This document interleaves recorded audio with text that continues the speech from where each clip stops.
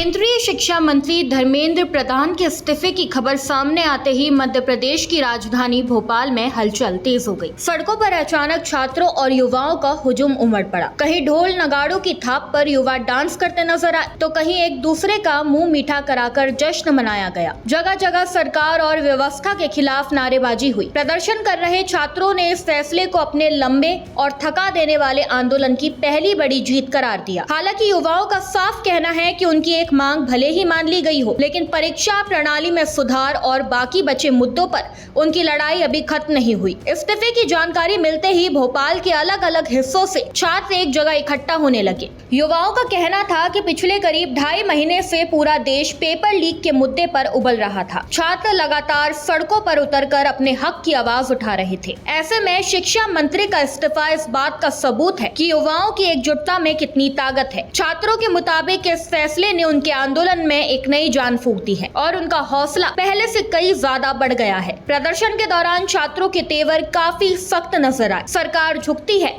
झुकाने वाला चाहिए के नारों के बीच एक छात्र ने कहा कि हमारी 3 प्रमुख मांगों में से फिलहाल एक ही पूरी हुई है। छात्र पिछले काफी समय से शांतिपूर्ण तरीके से अपनी बात रख रहे थे, लेकिन इसके बावजूद उन पर लाठियां बरसाई गई। अब युवा 20 जुलाई को हुई लाठीचार्ज की पूरी जवाबदेही तय करने, लाठी चलाने वाले दोषियों पर कड़ी कार्रवाई करने और छात्रों के भविष्य से जुड़े सवालों पर सरकार से सीधा जवाब चाहते हैं। छात्रों ने 2 टूक शब्दों में कहा कि जब तक उनकी सभी मांगे पूरी नहीं हो जाती, तब तक उनका ये संघर्ष इस तरह जारी रहेगा। प्रदर्शन में शामिल कुछ युवाओं ने विपक्ष के रोल की भी तारीफ की। उनका कहना था कि छात्रों के इस गंभीर मुद्दे को जिस तरह से लगातार उठाया गया, उससे सरकार पर चौतरफा दबाव बन गया था। युवाओं का मानना है कि छात्रों की अपनी एकजुटता और राजनीतिक सहयोग के कारण ही सरकार को ये बैकफुट पर जाने वाला फैसला लेना पड़ा। इसके अलावा इस पूरे आंदोलन में नई पीढ़ी का जोश साफ देखने को मिला। युवाओं ने कहा कि इस संघर्ष ने जेनजी यानी आज के दौर के युवाओं को